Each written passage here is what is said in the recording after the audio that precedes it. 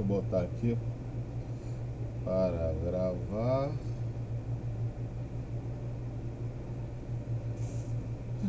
Estou botando para gravar só para a gente ir conversando basicamente. Então, primeira coisa, meu nome é Roberto Vilhena, eu sou biólogo por formação. Entrei para o IF lá em Bragança, para o curso de pesca e aquicultura, porque em Bragança eu fiz meu TCC, meu mestrado e meu doutorado. Bragança é uma grande área de pesquisa, né? A universidade está crescendo pra caramba lá. Então eu peguei e fiz essas paradas para lá, mas aí tive um pequeno acidente. Não sei se vocês já ouviram falar no Urubu Cheiroso, que é um bloco que tem lá em Bragança, no Carnaval. Então, eu tava com um shortinho, uma sainha, na verdade, né? Buchezinho. E toma ali aço. Caí, arrebentei o joelho. E eu tinha que ficar vindo fazer fisioterapia em Belém. E uma coisa, outra, meu coordenador chegou e disse: se tu não queres ir logo para Belém, vai. Aí eu me mandei para cá, só para resumir a história, que aí, né, vira e mexe, as pessoas me viam andando de muleta lá e agora vão me ver mais depois de 2020. Eu tive Covid em março de 2020, abril, maio. Depois disso, meu fêmur começou a morrer, meu fêmur esquerdo. E aí eu tive que me operar, mais ou menos em outubro, consegui operar do fêmur esquerdo. Quando deu agora 2021, metade do ano, o outro fêmur morreu também, sem sangue. Olha que coisa boa. E aí eu tive um problema chamado de osteonecrose femoral, que é literalmente o fêmur não ter sangue. Deixa eu ver se consigo mostrar. Esquerdo operado, deixa eu ver se é isso. Isto aqui. Deixa eu jogar vocês pra cá, abrir uma apresentação.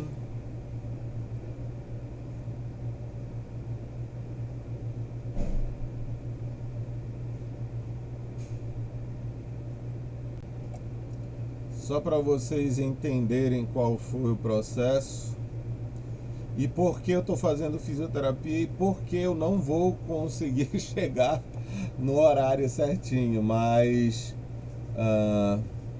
deixa eu ver se eu acho a radiografia mais bonitinha. É basicamente isso daqui. Faltou sangue no osso e aí toda a cartilagem daqui de cima do osso morreu. E a gente vê esse dano aqui. Aí eu tive que furar o osso por aqui, botar um enxerto, né? E aí esse enxerto, ó, isso aqui é o furo da broca que enfiaram para botar um enxerto. Aqui, ó, entrou por aqui, varou, botei um enxerto e eu ainda estou na fase de recuperação.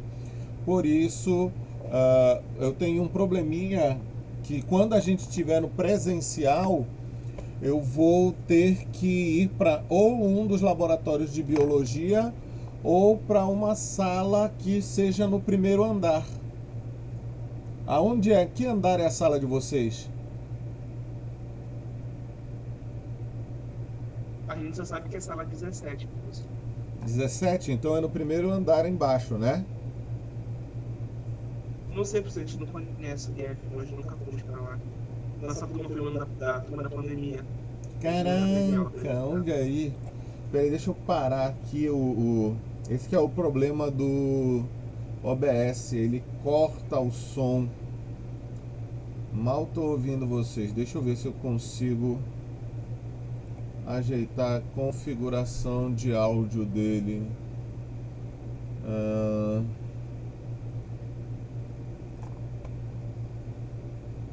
Padrão.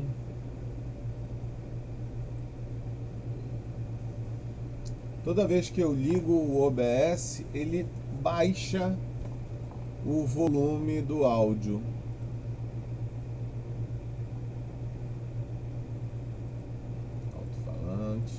Alto-falante, aplicar, ok. Fala alguém aí alguma coisa rapidinho, diga oi. Oi. Agora, melhorou um pouquinho aqui. Aqui ele realmente, o OBS tende a cortar o meu áudio, aí eu fico sem ouvir vocês também. Agora eu aumentei um pouquinho lá o volume. Então, eu acabei operando os dois lados do fêmur, né? Aqui meus exames. Aqui fotinho da cirurgia, olha que coisa bonita. Colocando enxerto, furando o osso e tirando, sugando tudo lá dentro. Que negócio bonito, bacana. Então, por isso, eu não vou poder ficar subindo e descendo lá no IF, porque eu não sei aonde é que vai ser a sala. Mas com o passar do tempo, a gente vai ajeitando isso, tá? Isso é o de menos. Deixa eu botar aqui o que vai ser a nossa ementa. A primeira coisa, a trajetória da educação ambiental, aonde a gente vai ver quais foram, o que levou o mundo a notar que precisava de um processo de educação ambiental, né? Vamos ver todos os grandes problemas ambientais que mataram gente pra caramba. E aí, como várias pessoas morreram... Opa, João Tarcísio, desculpa a demora para abrir aqui.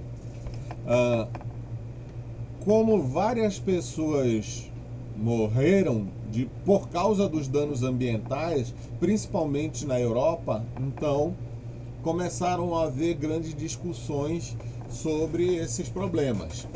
E até hoje é discutido, hoje está em alta, porém a gente vai entender um pouquinho dessa problemática toda no passar da disciplina. A gente vai ver qual é a legislação e as características da educação ambiental. A legislação vai ser importante para a gente, principalmente porque neste momento as regras da educação estão mudando, né? E a transversalidade da educação acaba fazendo com que todos os licenciados tenham que aprender a como trabalhar os seus conteúdos, né, unindo aos conteúdos de educação ambiental. Isso principalmente porque não sei se vocês repararam, mas nós estamos voltando para o CB, CE e CH, que tinha na minha época. Na minha época você estudava ciências biológicas, ciências humanas ou ciências exatas para você fazer aquele vestibular específico, né? Todo para as áreas de exatas, para a área de humana. Chegou o momento da legislação educacional brasileira, aonde todo mundo ia fazer um vestibular único e conforme a tua nota fosse fazendo, você ia procurar uma ou outra faculdade, né? Então você tinha um cara que passava numa faculdade, passava em geologia, na outra ele passava em enfermagem, na outra ele tinha nota para passar em qualquer outra coisa. E ali ele estudava, escolhia e ia para aquilo. Só que hoje estão mudando, né? Por exemplo, matemática, a gente vai ter primeiro, segundo e terceiro ano. Parece que geografia, biologia e alguns outros conteúdos a gente só vai ver no primeiro e segundo ano. E isso vai depender da área específica, né? Então, as cargas horárias vão diminuindo. Por isso, estão modificando o perfil de formação de todas as áreas para que a educação ambiental, como ela é obrigatória, seja transversal em todas as áreas do conhecimento. Então a gente vai ter que passar por isso. Quais são as correntes? Olha, qualquer coisa que vocês queiram, ou escrevam, ou falem mesmo na moral, tá? Pode me interromper na boa, dizer, falando merda aí, bora ver qual é a história. Ou então, aí ó, vi isso, vi aquilo, embora mantendo o discurso, tá? Vocês me veem olhando muito pro lado, eu vou bater o print da tela, como é que ela se apresenta para mim, só para vocês entenderem por que eu fico olhando pro lado. Tá lá no WhatsApp. Eu tô trabalhando com duas telas, então numa tem a apresentação, que é onde o OBS está gravando, e a outra eu tenho vocês aqui. Então, o que vocês forem falando, eu vou visualizando, vocês forem escrevendo e eu vou vendo aqui, tá? Então, se vamos lá, nós estamos nas correntes teóricas da educação ambiental e são muitas teorias, existem muitas discussões de o que é a educação, como funciona. Antigamente era basicamente reciclagem, depois é reutilização, agora já é repensar, já é reduzir, já é um monte de outras coisas. O que eram 3 R's passaram para 5, depois passaram para 8. Então, isso por quê? Porque o conceito de educação ambiental ele está se expandindo. Se expande por quê? Porque tudo tem que ser adaptado para as novas realidades, né? Então as pessoas começaram a perceber, por exemplo, que existe aquele momento que você tem que recusar alguma coisa em prol de um meio ambiente mais estável. Um dos exemplos é: eu vou comprar um carro, eu tenho condições, tá? Vamos levantar esse pressuposto. Eu tenho condições de ter um carro 3.6 motor V8, tá? Que custa aí, sei lá, um rim e metade do fígado reconstitui de novo, né? Então custa aí uma baba. Ou tu vais comprar um carro que tenha a metade da potência e que já é o bastante para você chegar de 0 a 100 em menos de 10 segundos, né? Só que ele está com um motor downsize, com um tamanho menor, com um consumo melhor, só que com menos força. Então hoje em dia o pensamento do repensar, de reduzir, de escolher as coisas, ele tem crescido e é uma coisa que a gente tem que tentar trabalhar, né? Inclusive baseando e pensando tudo nas necessidades reais, porque hoje nós temos uma coisa chamada de obsolescência programada. Não sei se vocês repararam, mas você compra uma porcaria de um computador, de uma máquina de lavar, quando termina a garantia ela pifa, né? Começa a dar bug as coisas. E por quê? Obsolescência programada. Além do que, quando você compra um celular de ponta, lá no final do ano, ele já não vale mais aquilo. A tecnologia dele já se passou, né? Então ele já está atrasado tecnologicamente. Não é como eu, por exemplo, que pego um celular que já estou há 3, 4 anos com ele e toda vez que ele está morrendo, a única coisa que a gente faz é limpar a memória, reiniciar ele do zero e diz: volta à vida, meu filho, volta à vida. Mas o próprio sistema operacional, cada vez que ele se atualiza, ele começa a trazer várias inovações e elas consomem espaço e precisam de mais processamento, né? Que é a grande dificuldade que a gente tem hoje. Mas voltando para a corrente teórica, quais são as nossas necessidades, o que a gente vai responder às nossas necessidades ou aos nossos desejos, sendo que os nossos desejos podem impactar um monte de outras coisas, né? Aí vai ser a gente vai pesar várias coisas, que tem gente que diz, aí que vem as correntes teóricas. Tem gente que diz: tu podes ter o que tu quiseres. Por quê? Porque somente 1% da população é que vai ter aquilo que elas querem. O resto da população vai ter tudo o menos pior do que o seu dinheiro possa comprar. Né? Por quê? Porque é todo mundo se ferrando, com a economia ferrando para todo lado, principalmente aqui no Brazuca. Então existem vários pensamentos sobre isso. E aí a gente tem a educação ambiental em ambientes escolares e não escolares. Por quê? Porque a gente tem que trabalhar os conteúdos dentro da escola, preparando as pessoas para elas trabalharem esses conteúdos fora das escolas, dentro e fora. Vários alunos vão se tornar professores, eles já precisam ter uma visão.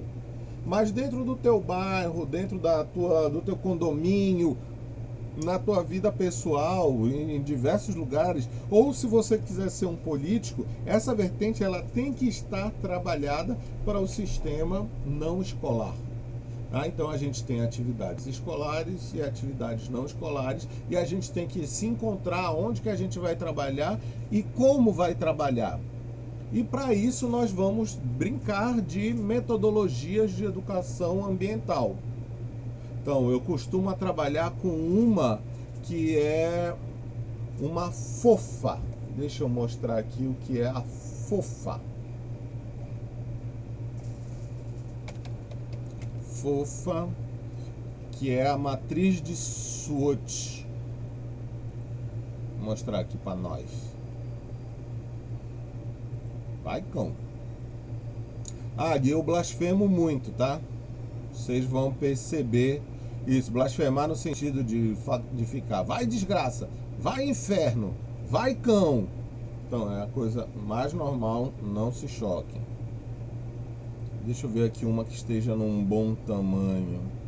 Pequena. Cara. São as coisas da vida, eu sou muito desbocado. Olha só a desgraçada.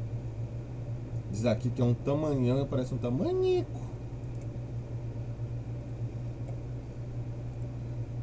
Mas aqui já está melhor. Só ampliar aqui para a gente poder visualizar melhor. Pronto. Então, esse aqui é um método, por exemplo, para a gente ver uma estrutura funcional ou se ela não está funcional, por quê? Então a gente procura ver, por exemplo, dentro de um condomínio. O condomínio ele precisa enxergar mais o meio ambiente. Mas como é que está a situação desse condomínio?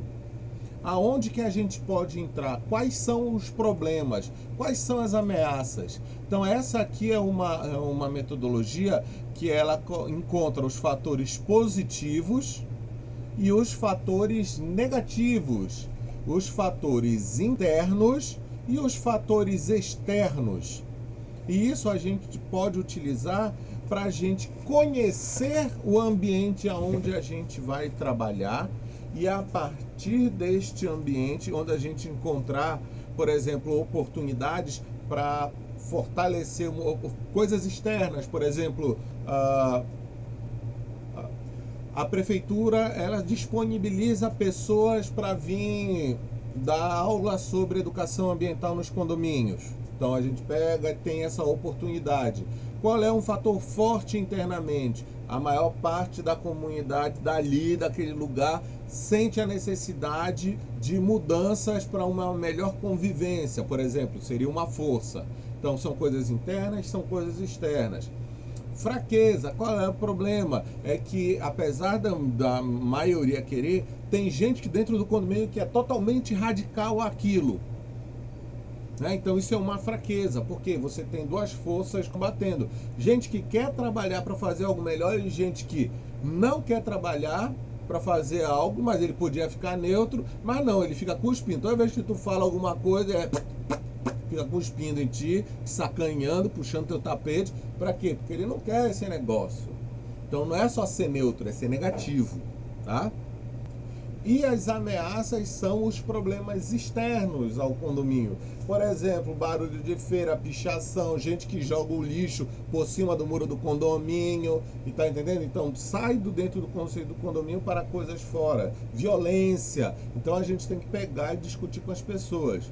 Então essa é uma metodologia dentro dos contextos de educação ambiental que a gente usa, não só dentro da educação ambiental, em diversos ambientes, para a gente entender melhor as características daquela população ou daquele foco de trabalho onde a gente vai poder atuar. Eu espero poder trabalhar isso com vocês presencialmente, tá? Espero muito a gente poder trabalhar isso presencialmente, que aí vai ser bem interessante, que aí a gente trabalha, discute um tema, todo mundo vai junto e a partir desse tema a gente pode pensar numa atividade que seria uma atividade avaliativa, né? Estou pensando em vocês para uma outra atividade avaliativa dentro de todos esses contextos aqui de educação ambiental. Talvez vocês planejarem uma aula criando uma metodologia de trabalho aonde transversalmente que vocês vão trabalhar com matemática, mas vendo conteúdos de educação ambiental. Mas depois que a gente discutir principalmente os problemas existentes dentro do ambiente interno, externo, aí as coisas começam a iluminar as nossas ideias. E aí a gente começa, dentro da nossa discussão da turma, o que a gente pode fazer. Como a turma é pequena, a gente consegue discutir melhor os trabalhos para ficar pesado e dividir melhor, né? Porque o fato de ser uma turma pequena não significa que vocês se amem. Muito pelo contrário, podem estar juntos pela força do ódio, né? Então, sei lá.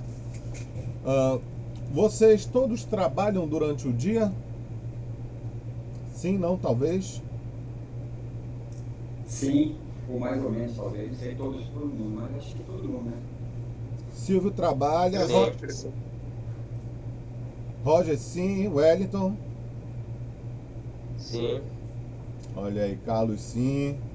Pois é, porque aí também existem as limitações do que a gente pode fazer. Quando esse raio dessa Covid melhor que a gente puder ir presencialmente, fazer uma atividade ou outra no período que dê pra gente visitar e visualizar, porque turma à noite é complexo porque tá à noite, né? Tu não pode ir num parque para tu visualizar problemas, né? E como trabalhar estes problemas, porque está à noite, né?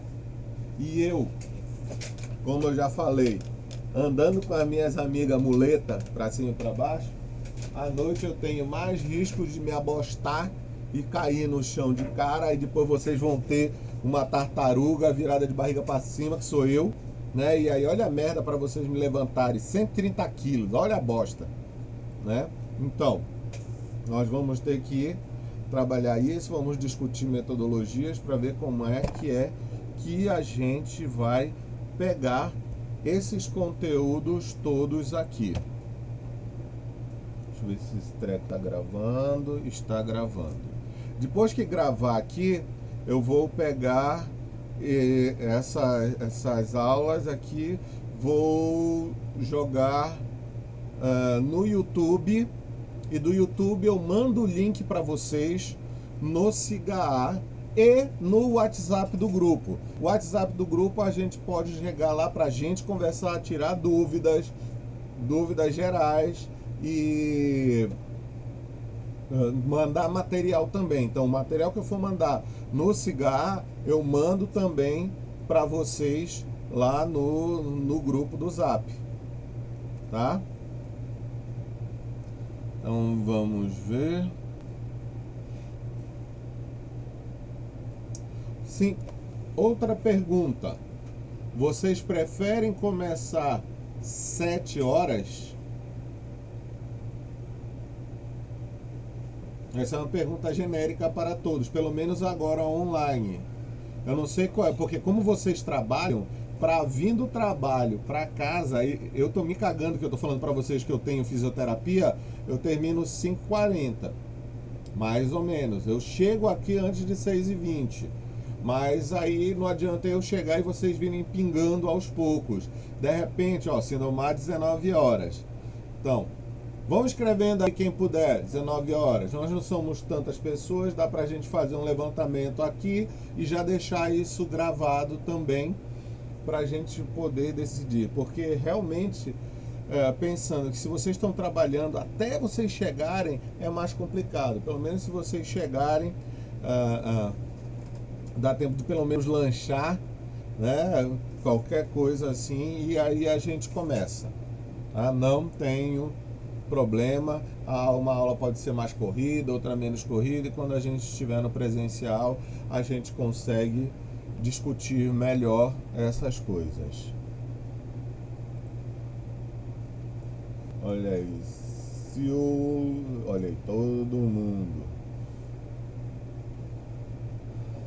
Sindomar, João, Silvio, Rose, Kézia, Antônio Wellington. Então, tá todo mundo aqui dizendo 19 horas.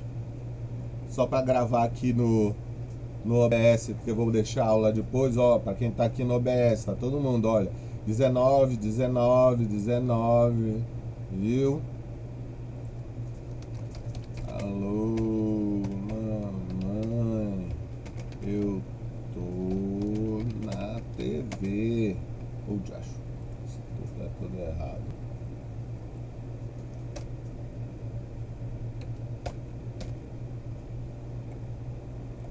Só porque tá aparecendo aqui. Agora vamos lá.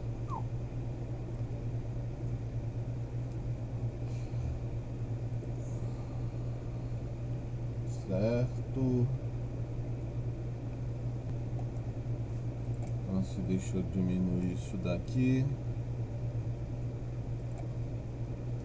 e pegar esta aulinha aqui. Estou pegando uma aula que eu usei para fazer uma vídeo aula. Cadê vocês? Cadê vocês? Estão aqui. Agora. Tá. Então ela é mais enfeitadinha. Mais tarde na apresentação a gente vai ver esta grande cagada que foi a chegada dos portugueses aqui. E assim foi o descobrimento do Brasil. E a versão dos índios, como assim?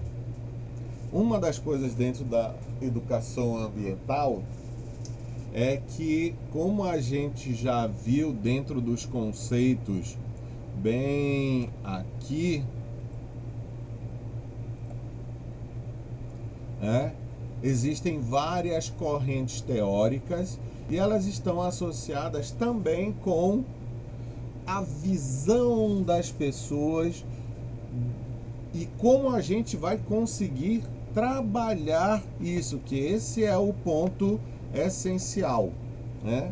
Então, educação ambiental, ela perpassa pelas realidades observadas e pelo como as pessoas interpretam aquilo, né? Aqui vem a história, um dia vou ser descoberto, ô boca, olha o tamanho da merda. Tava no paraíso, queria ser descoberto, por quê? Pra quê? Né? Dá bom que ele não sabia desse negócio de descoberto, ou já sabia porque eu acho que foram os incas que encontraram os espanhóis também e levaram sal, né? E aí, ó, dentro de uma visão de Sindomar.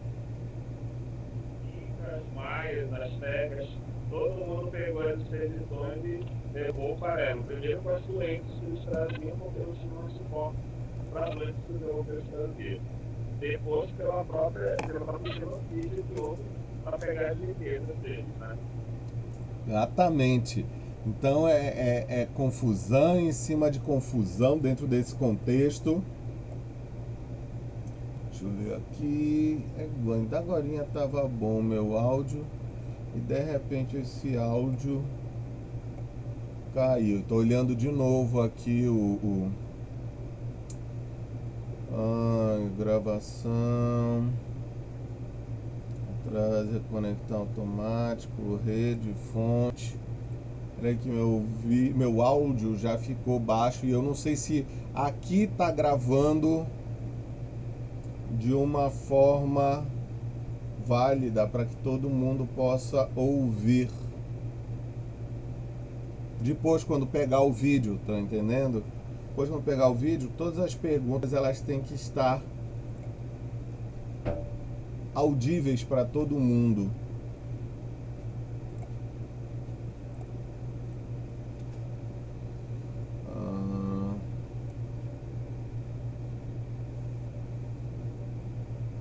Que raio.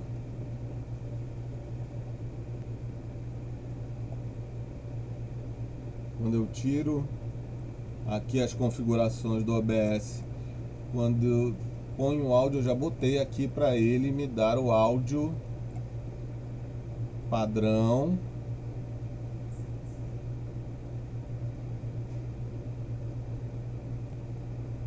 Deixa eu ver aqui, alto-falante. Tentando ver se melhora esse treco.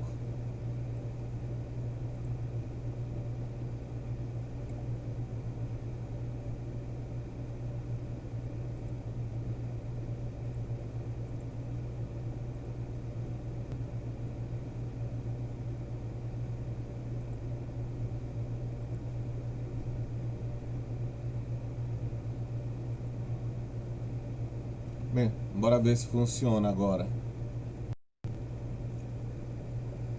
Mas sim, exatamente como tu dissesse, né? As realidades elas variam pra caramba. E isso varia muito de para onde, né? De quem está contando aquela versão. Né? Entende-se por educação ambiental os processos por meio dos quais o indivíduo e a coletividade constroem valores sociais, conhecimentos, habilidades, atitudes e competências voltadas para a conservação do meio ambiente, de bens de uso comum do povo, essenciais à sadia qualidade de vida e sua sustentabilidade. Aqui é que a porca torce o rabo hoje, que a galera tá reclamando, porque dentro das diversas visões já dizem que não existe ambiente usado sendo sustentável. Não existe porque mais cedo ou mais tarde o esforço em cima daquele ambiente, a necessidade pelo crescimento da demanda de alimento, demanda de material, demanda de qualquer coisa, acaba forçando o uso do ambiente, seja ele uma floresta, um mangue, ou uma praça, ou qualquer outra coisa, ao ponto dele não conseguir se recuperar. Então, o contexto de sustentabilidade é muito discutido. Tá? Mas a gente tem que pensar que são processos, né, pelos quais você individualmente ou a coletividade, porque você pode ser o instrumento da ação pela coletividade, sabe? Você ser o agente transformador. E existem diversas formas de se fazer isso e modificar a visão através da própria sala de aula já é um passo desses, né? Você pegar as turmas inteiras e fazerem elas absorverem o conteúdo. Se você tiver como fazer elas executarem para melhor fixar o conteúdo na cabeça, melhor ainda, né? Mesmo porque o cérebro ele guarda as coisas através da frequência de vezes que você vê aquela informação, né? Um HD antigo, né? Nem sei se eu tenho um aqui na mão, não tenho um aqui, mas um HD, um disco rígido, ele tem uma estrutura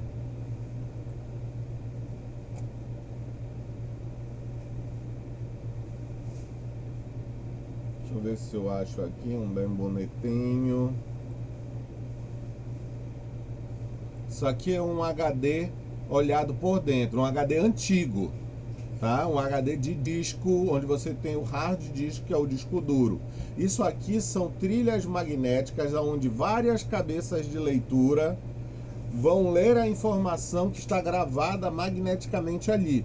Então ela tem uma trilha aonde ela vai rodar e aonde vai estar aquela informação. Então você sabe que parte do disco ela está ali. No cérebro, a coisa ela não funciona assim. O que vai funcionar no cérebro é o como a informação... você tem vários neurônios e quando aquela informação chegar, elas vão piscar.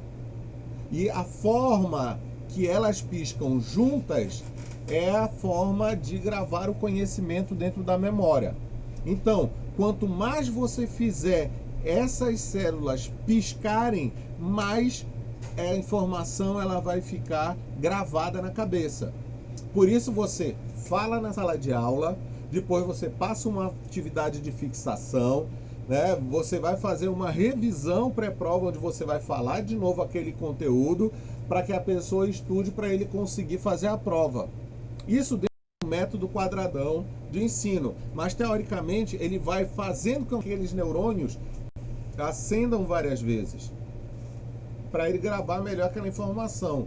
Então, quando você está trabalhando para uma coletividade, você vai conseguir trabalhar, você vai conseguir passar o conteúdo fazendo com que eles ouçam, vejam e pratiquem, né? Falem sobre. Quando você tiver que elaborar um texto sobre uma informação, você vai ler um documento, você lê outro, você monta a sua apresentação, você vai colocar a figura lá e você vai ler e depois você vai falar. Todas as vezes que você fizer isso, aquela informação fica gravada. E é assim que vocês constroem coisas. Agora, dentro da educação ambiental, a gente vai trabalhar, com valores sociais, por exemplo. Valor social é essencial. É essencial porque a gente tem que entender o que é o valor para um, que é diferente para o outro, mas que a gente tem que ver no contexto social o que é melhor para a maioria e como isso vai ser trabalhado, né? Então a gente tem que pegar e ver os valores sociais que você quer trabalhar lá ou que a própria comunidade sinta a necessidade. E como é que você vai saber isso? Usando o método participativo da FOFA, por exemplo. Então você vai ver lá a necessidade, a demanda e você vai começar a trabalhar para você construir esses valores sociais. E esses valores sociais, eles têm que ser embasados em conhecimento. E quando eu falo conhecimento, não é um teorema de Babalaô, né? É um achismo exacerbado. A gente precisa ter uma informação construída e embasada. Mesmo porque essa informação, ela vai ter que ser trabalhada com pessoas que têm valores sociais diferentes, mas elas podem ter a mesma necessidade comum. Então, esses conhecimentos, eles são essenciais para a gente ter. E esses conhecimentos, cada um vai ser trabalhado em uma habilidade diferente. Porque nem todo mundo tem a capacidade de fazer uma mesma coisa da mesma forma que o outro. Se eu sei dar uma aula desenhando bem, eu não posso exigir que todo mundo saiba desenhar bem. Se vocês repararem, eu não consigo fazer com o mouse nem uma marcação decente aqui em cima, né? Talvez eu consiga fazer de outra forma. E é isso que tem que ser visto e observado quando você está trabalhando na coletividade e você é o agente de transformação. Então você tem que olhar as habilidades também. Você já olhou os valores, pegou os conhecimentos a serem trabalhados e vai tentar fazer com que essas pessoas executem as suas habilidades individuais para passar esse conhecimento para frente, né? Aonde a gente vai ter que trabalhar coisas como as atitudes individuais e as atitudes em grupo. É através de mudança ou de fortalecimento dessas ações, dessas atitudes, é que a gente consegue melhorar alguma coisa. Às vezes as pessoas elas estão vivendo numa coisa que não... A maioria pode até saber que não é o melhor caminho, que não é a melhor ação, que não é a melhor opção, mas eles acabam vivendo aquilo por comodidade ou qualquer outro fator. Então, a gente tem que trabalhar essas atitudes individuais e coletivas, analisando as competências voltadas para a conservação do meio ambiente. Por quê? Porque a gente está falando, neste caso, de educação ambiental. Mas todo esse outro processo aqui, ele pode se encaixar com diversas outras coisas.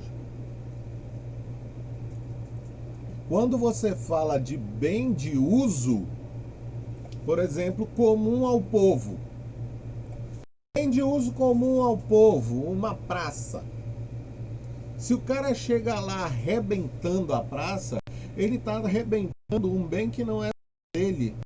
Ele está arrebentando um bem comum. Aí vamos para um privado. Tu tá no bonde.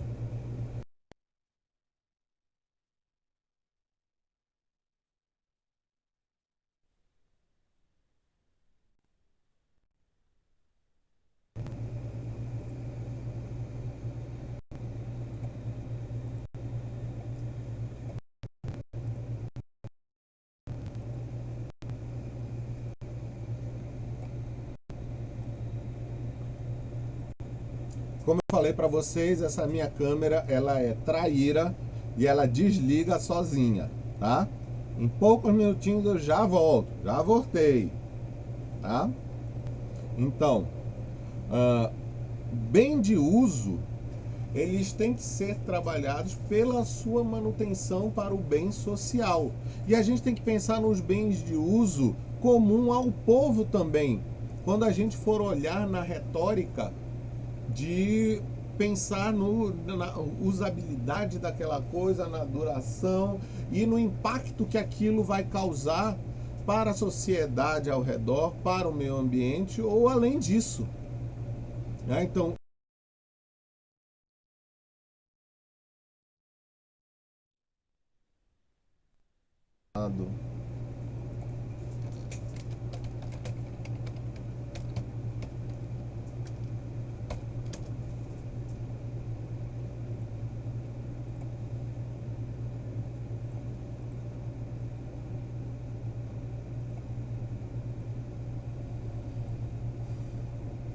Câmera dos Infernos resolveu me perturbar agora.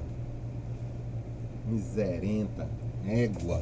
Eu já desinstalei, reinstalei, baixei 300 drivers para ela, mas ela simplesmente tem uma TPM que ela desliga. E ela não desliga em tempos previsíveis, tipo, ela está consumindo uma quantidade X ela tem um timer. Não tem nada disso, ela simplesmente desliga. Não conversa comigo, essa desgraçada. Então, voltando à doçura do meu paladar suave, né? Os bens de uso comum, povo, essenciais à qualidade de vida, qualidade sadia de vida, né? E sua sustentabilidade. Quando a gente pensa essenciais à sadia qualidade de vida, isso já passa por uma diversidade gigantesca de conceitos. Inclusive, quando a gente vai para a parte de alimentação, as discussões ambientais que tem hoje sobre agrotóxico, por exemplo, elas transcendem o simples benefício ou malefício em relação à planta ou a gente, mas sim o impacto que isso está causando no meio ambiente, que ele pode ser grandioso e impactante demais. Vocês já devem ter ouvido falar em fitoplâncton e zooplâncton, por exemplo. Aqui, já até procurei isso. Quando a gente está, por exemplo... Fala, Sidomar. Eu ia falar que eles são a base da cadeia alimentar marinha, né? Fitoplâncton alimenta o zooplâncton que alimenta todo o resto. Exatamente. Dos organismos aquáticos, porque a gente tem plâncton marinho e plâncton de água doce. Sim, perdão. Mal empregado, aquático. Aham. Tem água doce quando de água salgada. Isso. E aí é que vem a história. Quando a gente está pegando e usando defensivo agrícola, quando a gente está usando adubo, quando a gente está usando fertilizante, e isso é lixiviado para um corpo d'água e cai no ambiente, ele provoca um crescimento desordenado de células vegetais da água, do fitoplâncton. Então, uma água normal, uma água com um bloom de fitoplâncton, que é o crescimento gigantesco dele, porque as algas elas precisam de luz e de nutrientes. Então, abriu luz e tem nutrientes para ela poder utilizar, ela cresce. Mas qual é o problema? Nem toda alga é boa. Às vezes a gente vai ter coisas excessivas como essa daqui, ó, que cresce e acaba consumindo muitos recursos da água, empobrecendo a água, e às vezes cria uma biomassa tão grande que chega até a matar peixes. Em Bragança eu já passei uma vez num rio lá, que as sardinhas todas morreram, e quando você abrir as brânquias delas, que é por onde ela respira, a água entra e sai levando oxigênio, ela estava cheia de fitoplâncton. E o fitoplâncton, caso a gente não saiba, mas eles têm estruturas que são calcárias. Então ele fica cheio de estruturas calcárias aqui e eles são pesados. A ideia é que o fitoplâncton, ele quer afundar na coluna d'água, ele tira todo o óleo de dentro dele e a carapaça dele, que é de carbonato de cálcio, pesa e ele começa a descer na coluna d'água. Se ele quiser subir na coluna d'água, o que ele faz? Ele cria uma gota de óleo dentro dele, o óleo é mais leve e ele vai levantando junto com essa gota de óleo. Para que ele faz isso? Por exemplo, o fitoplâncton procura a luz da lua cheia. A lua está cheia, ele pensa assim, a água está escura, é um bom lugar para eu subir, para eu não ser predado. Então ele sobe na lua cheia, né, quando está céu aberto. A gente tem coisas bonitas num bloom de fitoplâncton, por exemplo, quando a gente tem isso daqui. Se você for em Joanes, lá no Marajó, que é uma... Deixa eu ver aqui. Joanes, Marajó. Que tem umas falésias grandes. Cadê? Tipo essas daqui assim, ó. Aqui na frente disso daqui existe uma descida. Antigamente tinha até aqui um catavento gigante desse, são ruínas que existem lá. E na frente disso daqui existe uma descida cheia de pedras na praia. Isso daqui, ó.